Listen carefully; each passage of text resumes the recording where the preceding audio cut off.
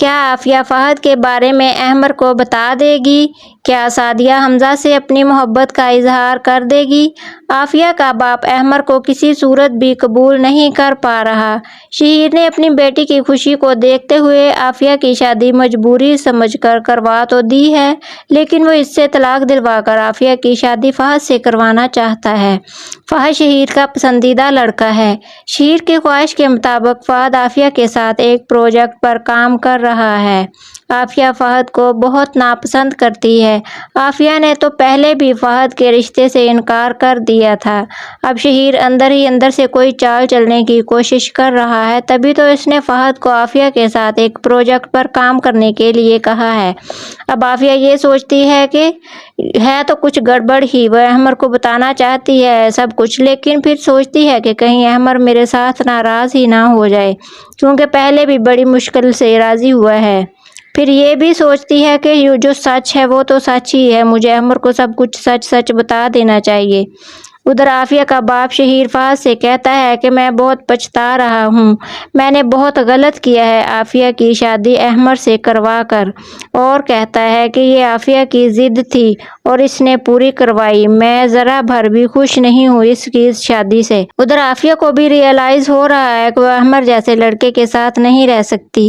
شہیر کہتا ہے کہ احمر نہ تو بزنس میں عافیہ کا ساتھ دے رہا ہے اور نہ ہی وہ تمام ضروریات پوری کر رہا ہے جو کہ ایک شوہر کی ذمہ داری ہوتی ہے، اور وہ احمر کو چھوڑ کر تمہاری طرف پلٹ آئے گی۔ لیکن فہد کہتا ہے کہ انکل یہ سب کیسے ممکن ہو سکتا ہے؟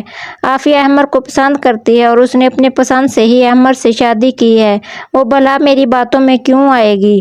تو وہ میری طرف دیکھنا بھی پسند نہیں کرتی۔ اس پر شہیر کہتا ہے کہ تم مجھے بہت پسند ہو اور میں یہ بھی اچھی طرح سے جانتا ہوں کہ تم عافیہ سے بے حد محبت کرتے ہو، اور کہتا ہے کہ میں اپنی اتنی قیمتی بیٹی تمہارے حوالے کر رہا ہوں تو یہ بزنس کیا چیز ہے؟ تم بزنس میں آؤ گے تو کام بنے گا، تبھی عافیہ کے نزدیک رہ کر اس کے دل میں جگہ بنا پاؤ گے۔ ناظرین، دوسری طرف حمزہ کا اتنا خلوص اور بے حد پیار دیکھ کر سعدیہ کے دل میں بھی حمزہ کے لیے محبت پیدا ہو گئی ہے۔ وہ کہتی ہے کہ حمزہ میرے ساتھ بے انتہا محبت کرتا ہے، اس کا خلوص اور انتہائی زیادہ محبت دیکھ کر میں مجبور ہو کر رہ گئی ہوں حمزہ سے محبت کرنے پر۔ حمزہ سعدیہ کے لیے بہت خوبصورت ڈریس لیتا ہے اور سعدیہ کو دیتا ہے اور کہتا ہے کہ یہ رات کو پہن لینا، میں تمہیں سرپرائز دینے والا ہوں۔ سعدیہ کو یاد بھی نہیں تھا کہ اس کی برتھ ڈے ہے۔ جب وہ نیچے آتی ہے تیار ہو کر تو دیکھتی ہے کہ حمزہ نے اس کی برتھ ڈے کے سیلیبریٹ کے لیے کمرہ بھی سجا رکھا ہے اور سب انتظام کیا ہے۔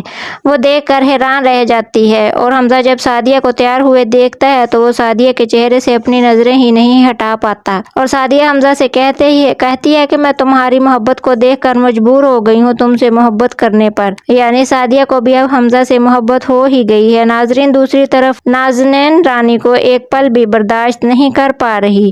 وہ کہتی ہے کہ جلدی سے وہ وقت آئے جب رانی گھر سے نکل جائے یا پھر اپنا الگ کچن بنا لے، تو رانی بلال کے کہنے پر اب یہاں سے کہیں بھی جانے والی نہیں ہے۔